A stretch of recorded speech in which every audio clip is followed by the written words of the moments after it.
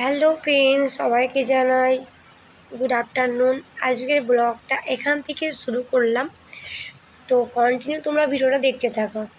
তো আজকে একটা মিনি ব্লগ নিয়ে চলে এসেছি, আর এটা অনেক ইন্টারেস্টিং হতে চলেছে তোমাদের কাছে। তো চলো, এখন তোমরা দেখতেই পাচ্ছ আমি রেডি হয়ে গেছিলাম, আর আমার হাতে দেখেছো পয়সা।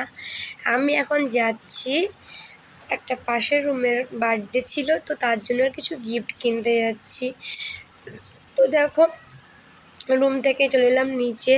তো তোমাদের কিন্তু ভিডিওটা কন্টিনিউ দেখতে হবে, আমি কোথায় যাচ্ছি, কি করব, বাট কি নিয়ে আসবো। তো চলো, আমিও জানি না যে কি আনবো কি না কি পাবো। তো চলো, এখন যাচ্ছি, চলে এসেছি। কিন্তু ওই দিদিটার রুমের সামনে একটা কোয়ার্টারে একটা দিদি এরকম ব্যবসা করে, তো ওর কাছ থেকে কিছু গিফট নিলাম। যেহেতু আমার বি শিফট ছিল, আমার না বি শিফটে আর কেনাকাটা হয়নি কিছু, তো এখানে পেয়েছিলাম, অতটা ভালো জিনিস কিছু পাইনি, তো একটা নর্মাল আর নিয়েছিলাম। তারপর দেখো, আমাকে দেখাচ্ছিল, কিন্তু আমার পছন্দই হচ্ছিল না। যেটা পছন্দ হচ্ছে সেটা দামে অনেক বলছে, আবার যেটা পছন্দ হচ্ছে না সেটা বলছে কম দাম। তো দেখে দেখতে যথেষ্ট একটা পছন্দ করে নিয়েই চলে এলাম টি শার্ট। তো যেহেতু মেয়ে ছেলে, মানে মেয়ে, তো তার জন্য অন্য কিছু আর নিলাম না, জামা প্যান্ট নিয়েছি। তো এখন চলে আসলাম রুমে, আর রুমে এসে তোমরা দেখো, এটা নিয়েছিলাম নিচে প্যান্ট, আর ওটা ওপরে। যেহেতু 1 বছরের বাচ্চা, আর সেরকম ভিতরে অত ভালো কোয়ালিটির জিনিস পাওয়া যায় না, আর বাকি ছিল ওগুলো একদম ভালো লাগছিল না। তো আমি এখন রেডি হয়ে গেছি, আমাকে কেমন লাগছে অবশ্যই কমেন্ট করো। আমি এখন যাওয়ার জন্য রেডি। তো আমি এখন যাব বার্থডে, তো বার্থডেতে যাব, রেডি হয়ে গেছি। এখন দেখে নাও, আমি সিম্পল সেজেছি। আর এই মঙ্গলসূত্রটা দেখছো, এটা আমার দিদি আমার জন্য ভালোবেসে নিয়ে এসছে, আমার পাশের রুমে দিদি। তো অনেক ভালো, অনেক ভালোবাসে আমায়, তো ওটা আমাকে দিয়েছিল, তাই আমি আজকে পড়লাম। আর রুমটা দেখতে পাচ্ছ, আমার বাবু আছে, এই রুমে হচ্ছিলো বার্থডে, একদম পাশের রুম। তো ওতে অ্যাডভান্স চলে গেছিলো, গিয়ে খেলা করছিলো, বেলুন নিয়ে বসছিলো। আমি কিন্তু রুম থেকে যাইনি, যেহেতু একটু লেটে কেক কাটে বলছিল। তো রুমটা দেখো, এখন আমি রুমেও চলে এলাম, আর পুরো ঘরটা সাজিয়ে নিয়েছে। আর যার বার্থডে, এই যে কিউট বেবিটা, এর হলো বার্থডে। তো দেখতেই পেলে বাবুটা কেমন। তো দেখো, এদিকে দেখো, কেক কাটার জন্য সব রেডি করে দিয়েছে, কেক টেক নিয়ে রেডি।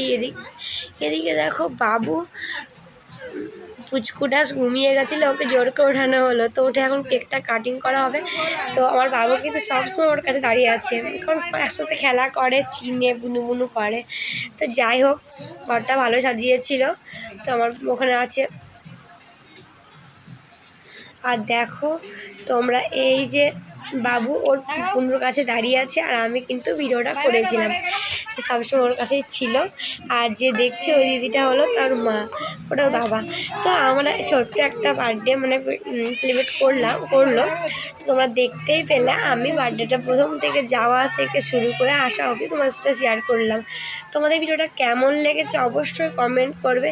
তারপর তো খাওয়া দাওয়ার পালি বাকি ছিল, তার সঙ্গে ছিল চাউল, ডাল, চিকেন, পনির, মটর পনির ছিল। তো এগুলো তো আর ভিডিও করা যায় না, প্লেট ছিল, তার সাথে কেক, এটা সেটা মিষ্টি ছিল। তো সবগুলো আর ভিডিও করিনি। তো আমি শুধু একটু ভিডিও করেছি, যে আমার বাবু খেতে বসছিল একলা, কখনও কিন্তু একলা খেতেই চায় না। এদিকে কিন্তু আমি ভিডিও করছিলাম, ওরা কেক খাইয়ে দিচ্ছিল দেখো। আর এদিকে একটু আমিও নিজেকে একটু ভিডিওর মধ্যে নিয়ে নিলাম, অনেক নিমন্ত্রণ ছিল ওদের, সবাই একদম খাওয়া দাওয়া করতে করতে অনেকটা রাত হয়ে গেছিলো। তো দেখো, তোমরাই দেখতেই পাচ্ছ, পুরো বাচ্চাদেরকে নিয়ে একটা বললাম ছবি তুলে যাক। তো দেখে খেতে দিচ্ছিল, দেখে একে বাবু কিন্তু ওই কোনোতে খেতে বসছে। আর দেখতেই পাচ্ছ, বাবু আমার বার্থডেতে কত বেলুন নিয়ে এসছে, এনে ঘরটা রেখে দিয়ে